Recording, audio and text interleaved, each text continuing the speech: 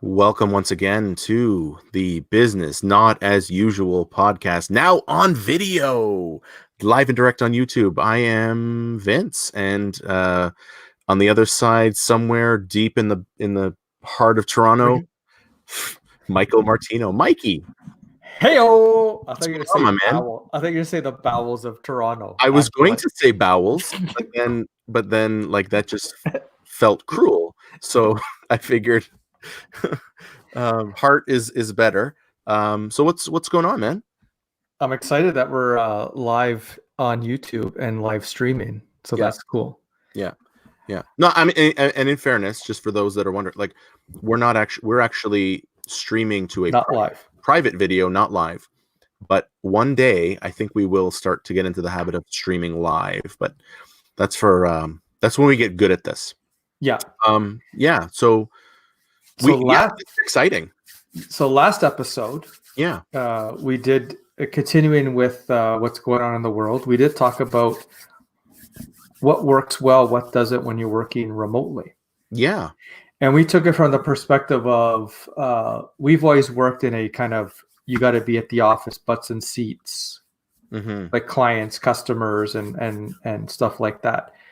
But today I'm very excited because we have someone who was already working with remote with distributed teams. And so I like to welcome our friend Skaidra to the show. Oh, there. Look at that entrance. Thanks for having me, folks. Happy to be here. And for people that are watching live, she's got a way better setup than the two of us. She's got like the hanging mic thing with the pop thing in front. It's like tremendous. Yeah. Yes, this is and David Bowie in the back. Yes. What? Yes, this was very Right? not planned. It wasn't planned at all. Cheers to that. Yes. Just trying to build my brand, like awesome. one podcast at a time. That's amazing. That's amazing. So welcome, Skaidra, to our podcast. Can you let our hundreds of thousands of listeners know about who you are, what you do? Yeah, for sure. So as mentioned, my name is Skaidra, and I live and work in Toronto, and I always have. Recently, I've been working in an interesting space in the Ontario government called the Ontario Digital Service. And really, I think Mike and I sort of connected through our mutual interest of working in digital ways, and remote ways in particular has been something top of mind for a lot of businesses. As COVID has hit everyone. No one's immune to COVID, especially in the business space. And so really why I think I'm here is to sort of share some experiences our team has had working distributed. We like to say that we have a distributed first mentality. And so it's actually been a really easy transition for our team and for me personally working remotely, and even just catching up with friends and staying in touch with community organizations. I think the transition for me has been pretty seamless. Obviously there are some drawbacks, but I'm happy to share that, and I'm really interested to know how you two are doing with remote ways of living beyond just working. I mean, you used the term there, and this is not to dodge your question, because we ask the questions here. He's totally dodging. Oh, okay. I'm not, because I want to answer that question. But you use the term, and I just want to make sure that we define it before, right? So you use the term digital first. What does that mean to you? Yeah, I mean, I think digital first maybe is something that has been overused a little bit, and I think it's perhaps more thinking through can this service before it gets released, or this communications, or this product, or whatever it is, can we think about launching it on a digital platform as well? Maybe not first, but maybe in partnership with what you're doing. And so it's not kind of thinking about launching something and then bringing in this digital component after the fact, but really thinking through a digital delivery as you're building a new service or as you're expanding something from the get-go. Okay. Yeah. That's fair. All right, cool. And as promised, I will answer your question. So, how are we handling it? And I think, my experience has been a little different than most people's in that I have been practicing the being remote and working remotely over the past few years, traveling around, North America and parts of the world to speak and train and do that stuff, but still having to connect back into the office. So, I mean, last year I did a week in Florida as it was raining snow. Well, can you rain snow? As the snow was pelting the city of Toronto, I was on a beach in Fort Lauderdale because I was there for a conference. And yet I was connected into work to where most of the people had no idea that I wasn't in the city. And so for me, the transition hasn't, from a work perspective, hasn't been dramatic. What has been, and I think this is the case for everybody, is the social aspect and the being quarantined and confined to a single space. So that's my answer. So I think I've handled it okay. But Mike, let me volley it up for you. Sure, I will. I'm going to go the other way. So I don't think I've suffered too much socially because the things I was doing. So I already had I would already work out online. I already had a online membership to a fitness website. We've talked about it before, and I'm not going to bring it up. But then my martial arts school, beachbody.com. This episode brought to you by beachbody.com. And then my martial arts school, where I go with my kids, they went online with Zoom. And so we're actually doing more classes now than we did when we actually physically were getting together. So those things, I mean, except for going for coffee, and Vince and I talked about this in our last episode, like things like that are starting to grate and starting to get to us. But I think for the most part, I'm good. And just the amount of work that's happening because there's no commute, there's no going from floor to floor, is just through the roof. But your team was, and we've gotten together a few times. Your team was all online and doing your meetings and working remotely already. Yeah. So I'm wondering if you can talk to us about what worked well, what didn't pre-COVID, and there wasn't for us seamless, like one day we worked at the office and there was a transition for us. Can you talk about how it's different now, if at all? Mm-hmm. And I guess I'm just going to go back and say I use also the term remote first, and I think that's actually what I was trying to say. I probably said digital by accident. And what I meant by remote first is that pre-COVID, we always thought, like, can this meeting be held remotely? Like, do we actually have to meet in person? And if we don't have to meet in person, then that's okay too. And so really thinking through like why we're having people meet in person and trying to make meetings as accessible as possible, especially given that not everyone in our team lives in the same location. Like, how can we cut down on travel time? Like, how can we really focus our business on results? And really emphasizing to people that you don't have to meet in person to have a brainstorm. Like, you don't all have to be in the same room to come up with a decision. The decision makers can actually be doing a lot of the work remotely. And so just really thinking through, like, even if we're having a meeting where a lot of people are in person, we always had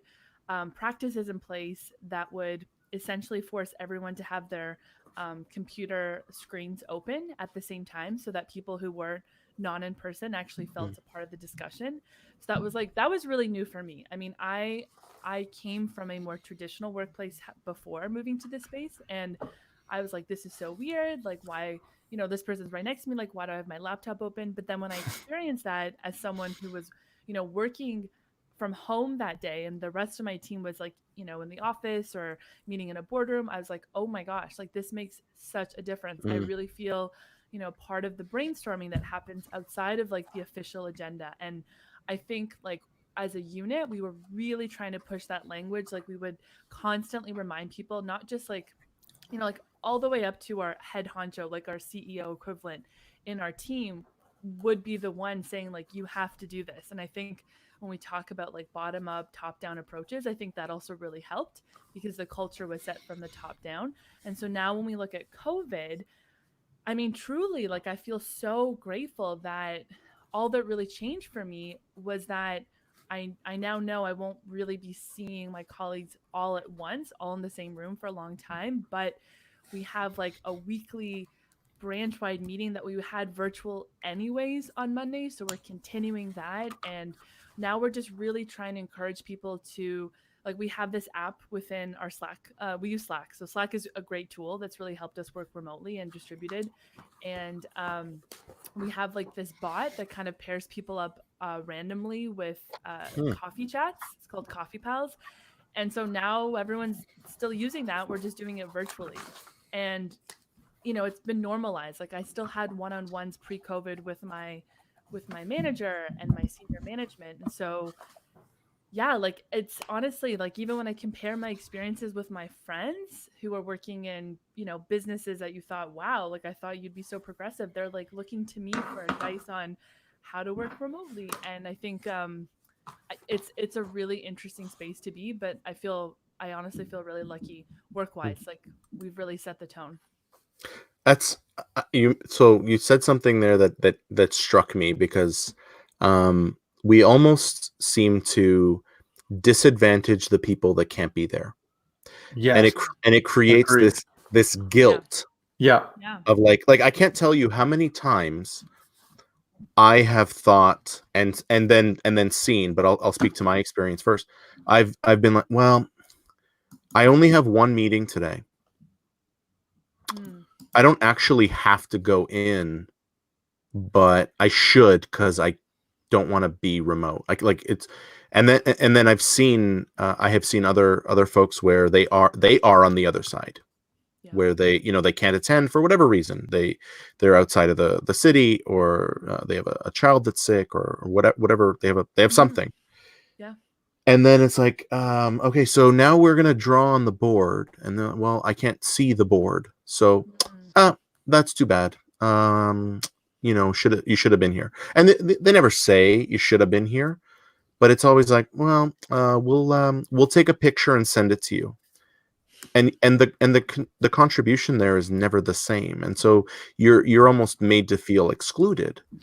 And so when you talked about having being there live, but also having your laptop open so that you were seeing what your remote colleagues were seeing, that's a very powerful, just a small tweak that has major implications. So that's useful stuff. Yeah, it equalizes the experience. Yeah. I totally agree. It goes back to inclusivity, like and also even I've been in workplaces where it was deemed like a privilege to work from home as well. Like it wasn't a right, it wasn't an option. It was like, you are so lucky that you don't have to commute into the office. And I think we really have to change that mindset. And I think we are naturally by circumstance changing that expectation. We didn't have a choice. We didn't have a choice. Like we had to. So yeah, good, awesome. So what were the things that, like back to Vince's, and I remember pre-COVID, if you were because we were in person first, right? So it was, okay, everybody comes to this meeting room and, okay, well, we do have a conference line, so you can just call into the conference line, and then everybody forgets to call you in, so you got to send an email. Hey, you're gonna like dial into the conference line. So what were some of the things that, and I know everybody has their laptops open, but like what are the things that you did differently than being in person that created that inclusivity that you were talking about, even if you were in the room, like about being remote and being on your laptop? So what are the things that you guys did to do that? Yeah, I think that the key to a really great distributed experience, because I think right now we're working distributed, right? Even though we're all remotely, we're also distributed. Like we're working in different parts of the province, at least in my team's case. And it's really about the prep.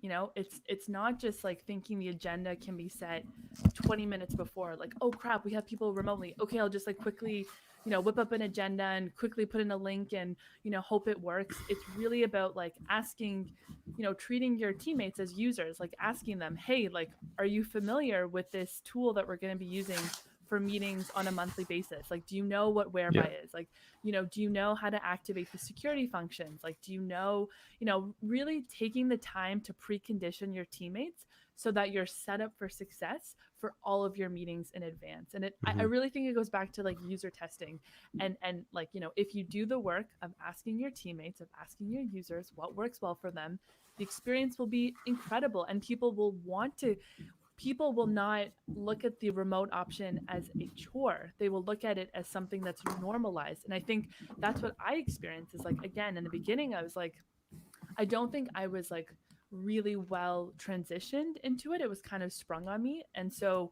I think what I've done moving forward when we have new teammates come on board or when I'm responsible for chairing meetings pre-COVID, I would really take the time to make sure I understood like why I was bringing those people together in that meeting, because it is a different experience when you're all remote too, right?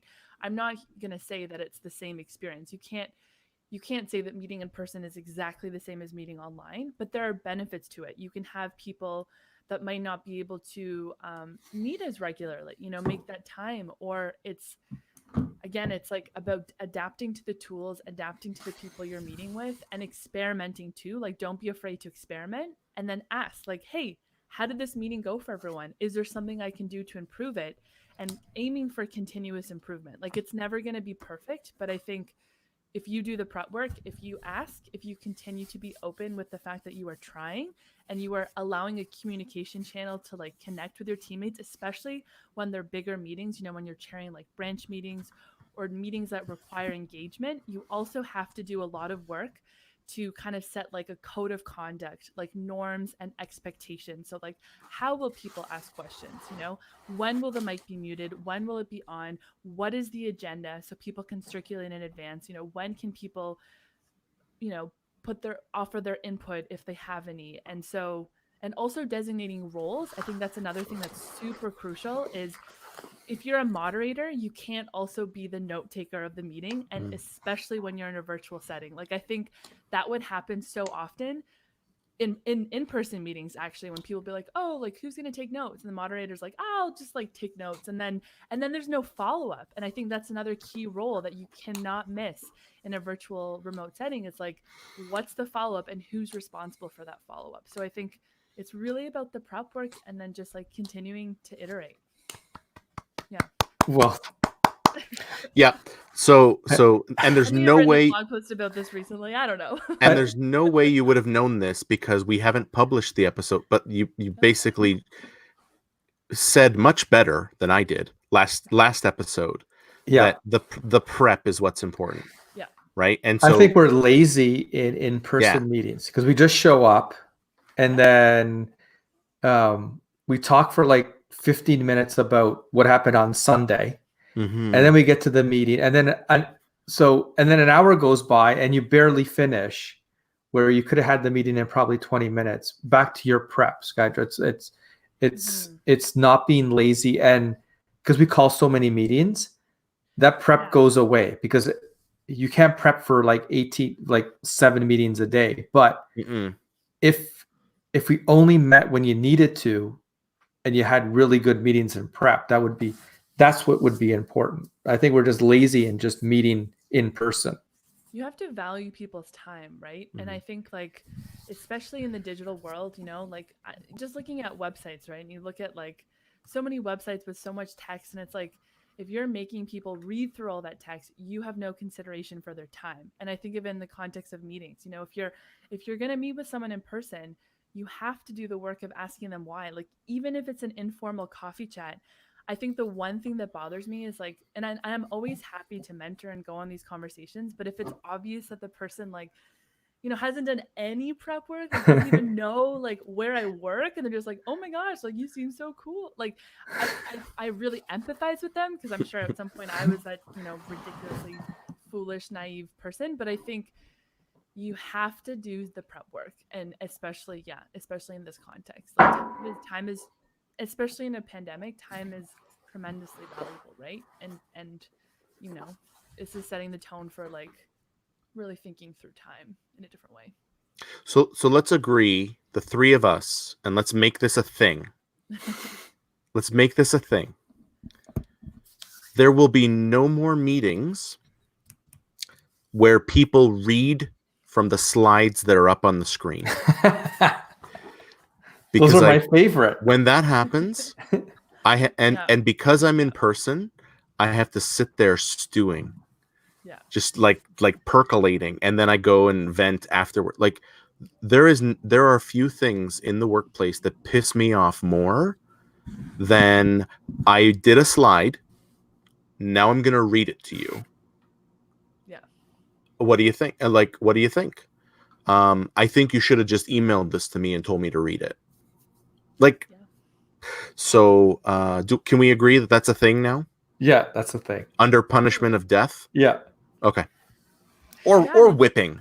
Yeah. Like, yeah.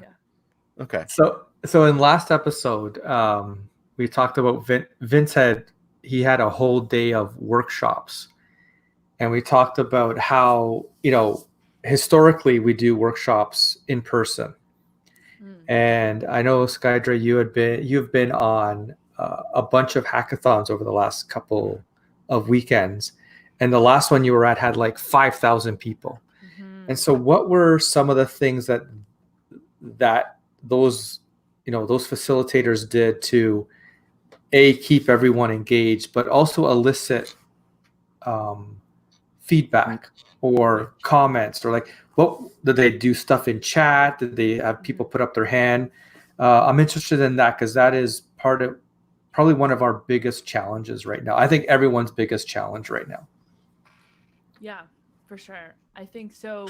So recently I was at about like a month and a half ago, I was at like Estonia, a startup called Garage 48. They are literally in the business of running 48-hour hackathons. And I had never participated in one before, but my understanding is that they're normally in person. And so lately they've been doing more online versions of that. And so as a result of COVID, they created a Hack the Crisis hackathon. And I'd never even been to a hackathon before. As much as I like to say, like, it's easy for me to transition online, I absolutely love going into the office. I am still a diehard, like, go to events, like, go in person. And, despite the fact that I have the option of working remotely, I think it's a bit of a personality thing. I'm very extroverted. So I do like to casually bump into people at the office. So I miss that. But anyways, I was like, okay, like, I got to experiment with this. Like, I'm Lithuanian. So there's this like Baltic tie. And I was like, I have to see, what is an online hackathon? Because it was open. Because what's so interesting about it is that now their hackathons that are typically tied to a location are now open to anyone, because they're not bounded by geography or time zone. So anyone could tune into it, right? So I jumped into this channel and I was like, what am I going to do? And what I loved about it, and again, it goes back to that prep work, is that it's so obvious that they did their prep work, because immediately as I joined the channel, an alert went out to the moderators of the actual hackathon. And they, basically said like, hi, Skaidra, like, it's nice to meet you. Like, please update your profile. Please indicate, like, if you're going to be a mentor, if you have a project, or, yada, yada. And they linked me to, like, an introduction channel where you actually introduce yourself. And then, from there, I got a flavor of like how the groups are oriented. There was already pre-categorization. There's also a manual that had been created for new users. So you knew, like, what certain icons meant.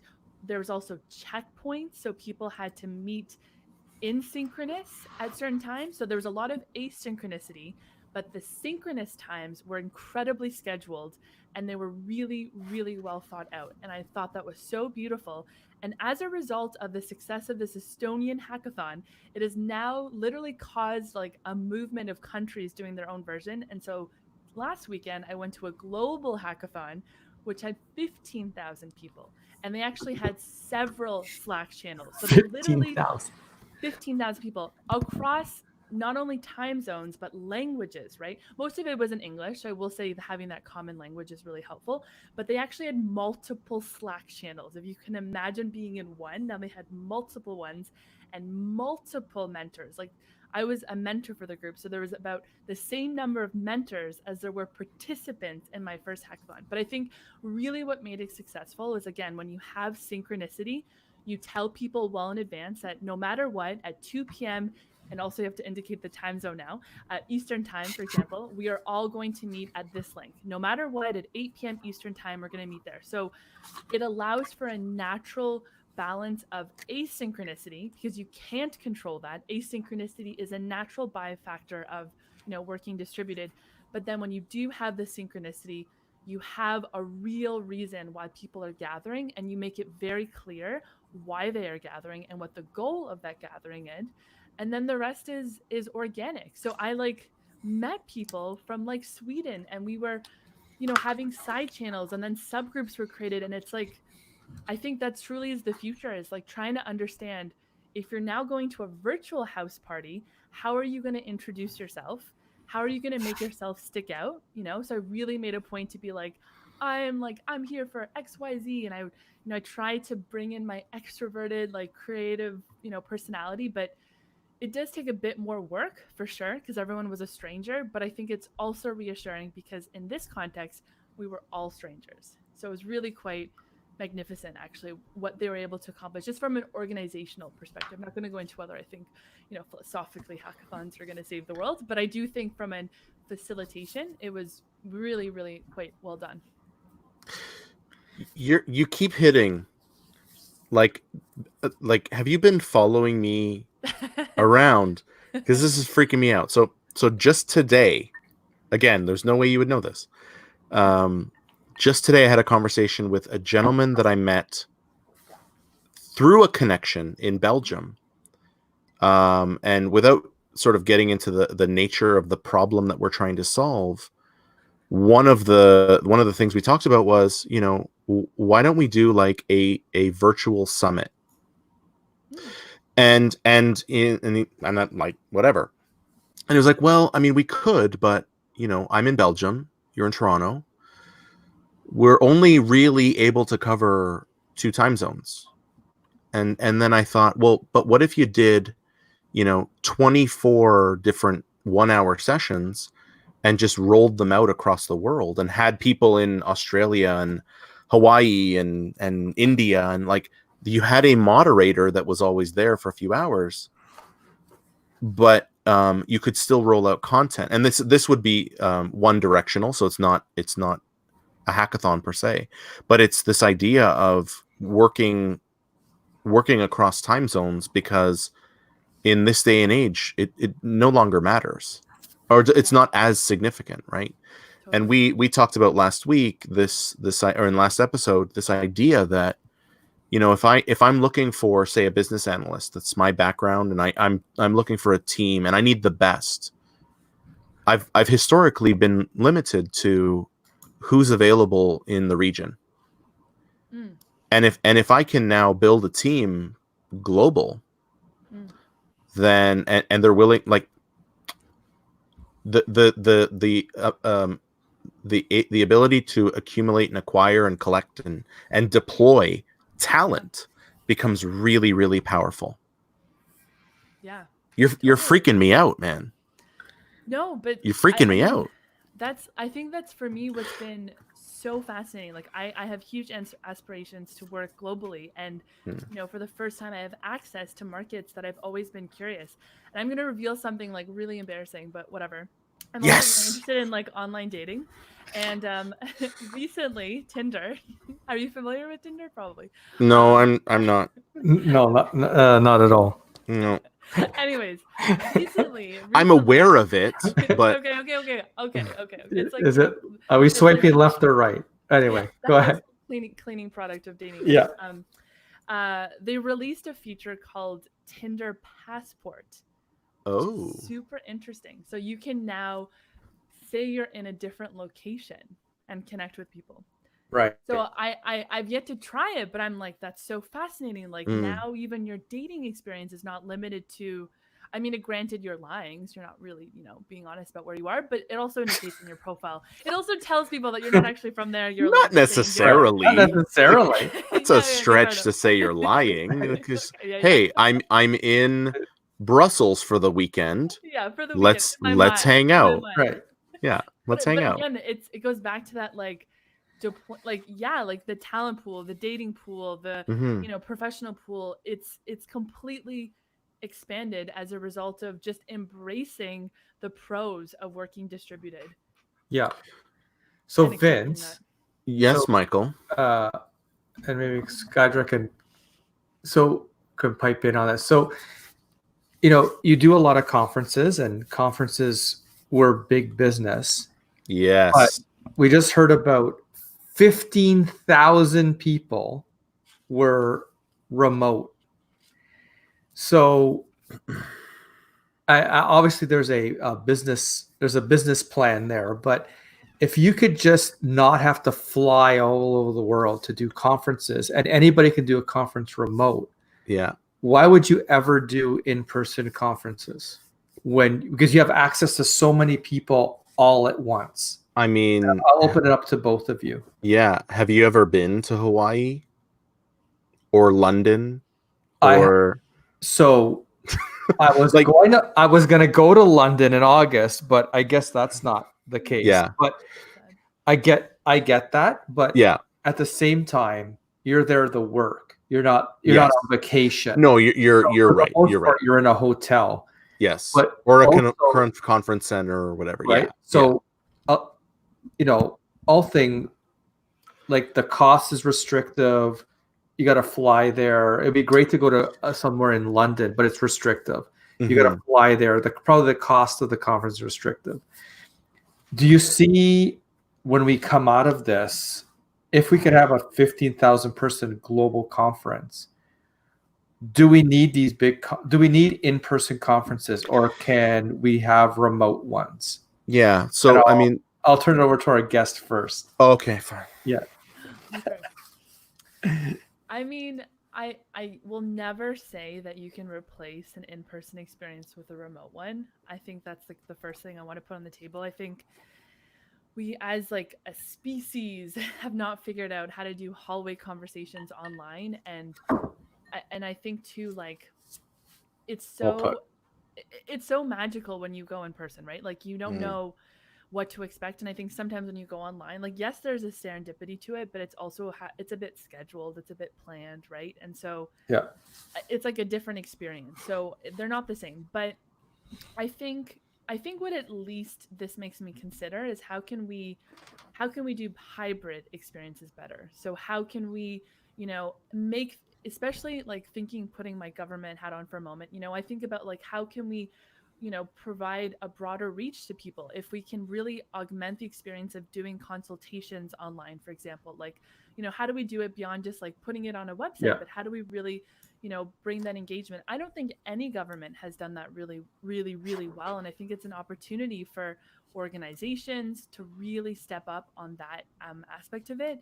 But I think like I'm definitely curious to experiment with more virtual hybrid models of engagement, because I do think they offer different opportunities for more people to be a part of it. It's just the moderation and like, again, like those side conversations, those like side connections you make, it's going to be very different. And I don't really know what I'm losing yet. So that's kind of where my head's at right now. But I think it's awesome. I mean, I think it's uncharted waters, really. Like no one's really taken it seriously because no one had to take it seriously.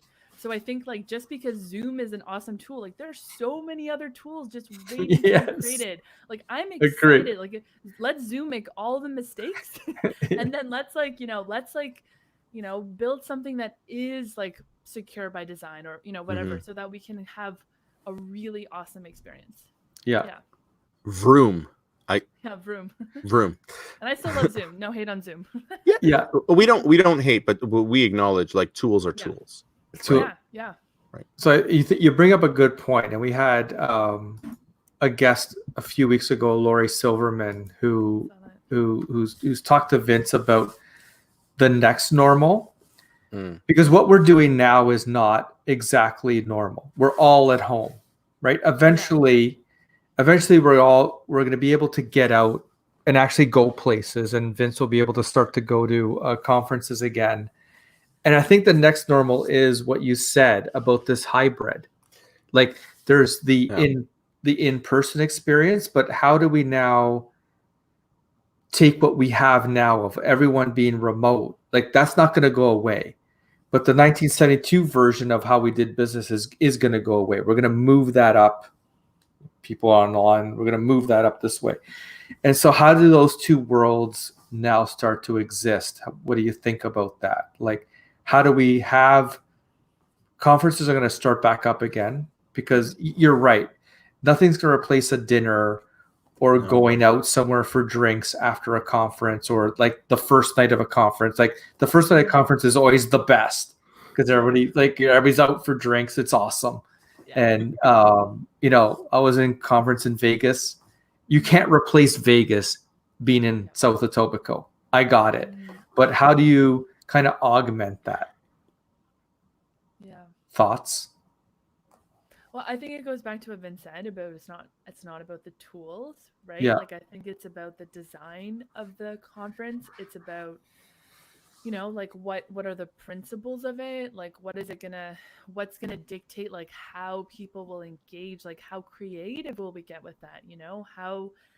How can we push the boundaries? How can we do something we've never done before? Like why do we have to think of virtual as streaming unidirectional or like a chat function that's moderated? Like, how does it truly look different? How about virtual experience? Like VR, like how does VR play into this? Or artificial intelligence, or even going beyond that, like just how people are invited, how people are connected. Like I think it's going to be really interesting. And I do think like those who do go in person, I think it's going to look different. I don't think people are going to be, I think the handshake is going to have a very different, I guess, like feeling moving forward. Like it might not be the business exchange it once was. The symbol of business might look like, I don't know, a bow or a curtsy or, something different. And so I think like there's so many different, like a virtual, Elbow. exactly like an elbow, there's. Or across the room. Yeah, or across the room, or like a pen pal, or like just like a paper plane or something. I mean, like physically, I think it'll look different. I think it'll also feel different. Like I think even how's you're like greeted at the beginning of a conference, like will everyone get name tags? Probably not. You'll probably have your information in advance, and it'll probably appear like on your cell phone, and you'll be scanning more. I mean, that could make it much more engaging though, because there's already more information collected about you so that it can be more personalized. Obviously, I think we'll have to be mindful of like how we collect data, but I think like it is helpful to know a bit more about the person before they get there so that the experience can perhaps be a bit more personalized. And I think we're going to have to do that, because otherwise everything can't be reliant on once you arrive there, simply because that experience is going to be really different. I think anyway, that's sort of my thinking. What do you think, Vince? Yeah, I agree. I mean, I'm someone that that I enjoy traveling around and speaking at events and but it's not the travel. Like I don't think anybody enjoys sitting in a metal tube for hours flying or soaring through the air, but it's the connections and the people that you meet when you're there. So I've always tried to do things a little bit differently from an and I approached it as engagement. Yeah. So, before a conference, I would try to connect with a few people that I knew were attending, and try to schedule like, a virtual sort of meet and greet. Like, hey, I'm gonna be answering questions like before I come and speak. I'm gonna do an AMA, like, come and ask me stuff, and I'm gonna be online for an hour and like whatever. And I never recorded it, and that was a mistake. But like, so by the time I got to wherever I was going, and like the place that jumps out at me, oddly enough, is Boston. Like I feel so much love for the people that I know attend conferences that I go to in Boston that this year it actually conflicts with the birthday of my oldest daughter. And yet I'm trying to figure out, okay, how can I do both? Because like the personal connection and the going out for dinner, you can't replace that. Yeah. And so, but I agree with you, Skaidra. It's going to be very different, and what that is going to be will likely be some sort of hybrid, but you can't replace the human connection. This is coming from a well-documented introvert that like if I like after I speak, I have to go find it. Everyone knows now I have to find a corner and just like nap for an hour, right? I need to, and yet it's the people that keep me going to those. And so, I don't want to miss out, and I don't want them to miss out. But I mean, getting back to Mike's original question, I think you're seeing a dramatic shift you're going to see a dramatic shift, and you're already seeing it in the speaking industry, because people are still reaching out to me, but they want me to do it for free. Right. Like people don't want to, because now I don't have to. Now I can find someone that's cheap. I don't need to find someone that's available. And so, I'm still getting, hey, can you do a webinar for us? Sure. Like normally and I don't charge a lot, but it's, it's not free, unless it's a favor, but that's a different thing. Yeah. There's a lot of like, business for speakers and trainers has like completely dried up. It's gone. It's gone.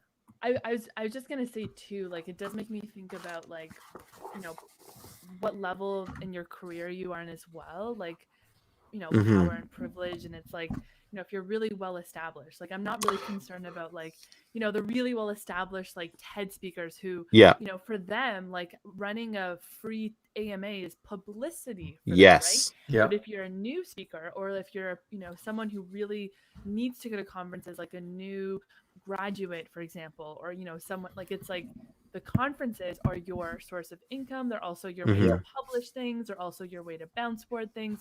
I wonder if there's like a bit of a gender disparity within that. And then if you go further, like demographics too, right? So yeah, like it will definitely it does cause me to rethink and think cautiously about like, nothing is free, right? If you're doing it virtually, in some ways it's actually more work. And it's unfortunate though that we haven't found a way to like monetize virtual engagement, right? Like, so I think you raise a really important point. And I think too, like enterprises need to invest in the right tools to run engagements. And I think it's always like, well, why can't you just like, stream it on like your, your free Facebook? And it's like, well, actually there's a cap and there's this and this. And so I think like everyone is going to start investing differently, and it'll there's going to be a bit of a growing pain for sure. Yeah. So we've been talking about some of the challenges, and we, as far as being digital first or remote first, remote by default, or being, what do you see as some of the, if any, are some of the pitfalls that we will likely have to deal with in this, as McKinsey says, the next normal. I did the research, Mike. It's McKinsey, but fantastic. So what do you see are some of the pitfalls to distributed by default or remote by default in this next normal? I think some of the same challenges are going to be amplified. So I always go back to broadband. Like, I think it's something like 30% of the world is online, but what happens to the remaining 66%, right? And then, beyond that, if you look within the population that is online, I think we really, like, every industry is going to struggle with privacy. Every industry is going to struggle with data collection and records management, right? Like, like how do you how do you keep a hold of all the records that you're collecting that you know about, and then the ones that you don't know about? So, Zoom, yes, they were collecting information, but what other things are out there from like a tracking perspective? And I think that's like truly a huge part. And I think also from like communications tool, like I think we're not really like I really hope that we have a better grip on like how we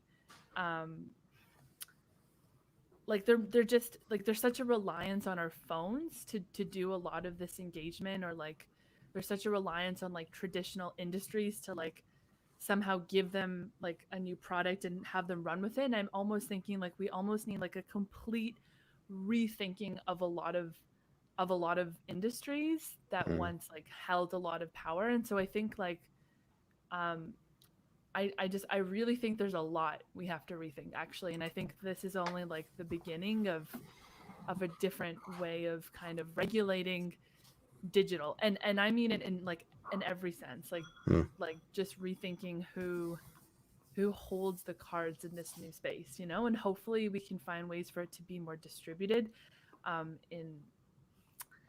and I don't mean to speak in abstract terms, but I really, really think like it's such an opportunity to rethink like how we get to hear from different people as well, like even from, voting systems and like thinking about, and not just like in government, but like voting in community organizations. Like I think like I'm Lithuanian Canadian, and like it's it's a big part of my identity, and like we've never done things online, like ever. And so we always say we want to host like Canadian events, but it ends up being, and I was telling to Michael about this, ends up being limited to like the Toronto corridor, because that's like where most of the population is. And so I'm hopeful that we can really expand like communities to actually be pan country.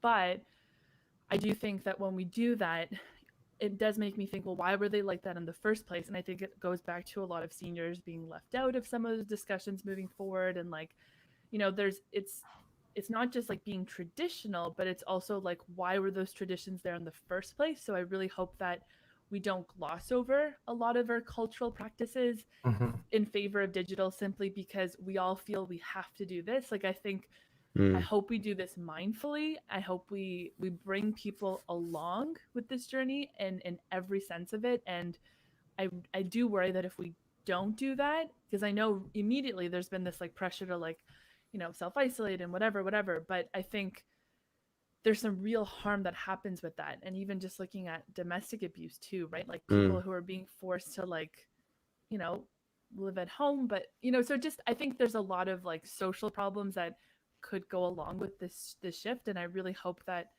we just take a moment to like pause and like focus on what we control and do it mindfully, so that there aren't greater consequences down the line. That is a beautifully humanistic perspective. Love it. Bullshit. Yeah. And it's well, I don't know. I think it's also you connect, you hit me in the heart. So like and you're right, but okay, if it was crap, then all right.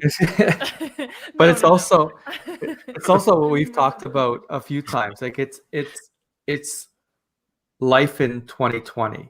Yes. And so it is bringing people along. Yeah. Digital is here, but how do you bring that along with our traditions that we had in the past? So it's always been like this either or, like we're going to go all digital and we're going to leave people behind. And what about those people? It's not really about that. It's how do you bring people along and live in a 2020, 2025 world. So I think you hit it bang on, Skaidra. We need to be mindful about these things. I know we started off being distributed teams, but I think we've moved to a point of bigger. Yeah, it's bigger than that. And it's also where our society is heading. So, I mean, work is just a small component of that. And it's not about we're going to be remote because that's what's cool.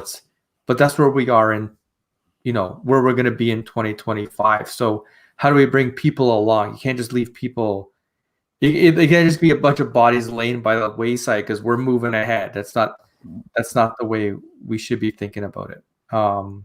Yeah. And so, Yeah. I mean, I think we could go on forever, and we need to have you back. But thank you for being here. This is so fun. And where can people connect with you and reach out to you to talk about this more? To all the thousands of listeners out Yeah. there, hundreds of thousands, sorry, correction. Maybe one day, but yeah. Maybe, yeah, we'll get there. Yeah, you can follow me on Twitter at SKAIDRAP, and you can find me on LinkedIn as well for now. Sweet. And I'll have you on my future podcast. This is so fun. This is my first podcast. I didn't know it was so fun. Really? Oh, seriously? We need to have you back. Well, we can talk about 18 more. We could talk about 18 more things with you. Yeah. Plus, I mean, we've proven any idiots can have a podcast. That's right. So there's absolutely no skill involved. There is no in pressing play. Entry. Yeah. So what, I mean, what, I don't know. Did you guys see some of the production value on the video here? Like, I was having a great time with this. This is the most production we've had with you. Vince is bringing us in, bringing us out. So this is the most production we've had in all of our episodes. So at least there's that. We haven't had video, like we just got video 2 episodes ago. So like I'm still learning. Awesome. But yeah. That's so cool. No, this was great. Very professionally done. I'm very impressed. Thank you. Great. Awesome. Cool. All right. Well, with that, then, this has been the Business Not As Usual podcast. Hope you enjoyed it, and we'll see you in the next time. I'm Vince, and with me is Mike, and we'll catch you next episode. And thank you for joining us, Skaidra. Much appreciated. Forgot that part. Bye. Do I just leave? No, don't leave. Oh, sorry.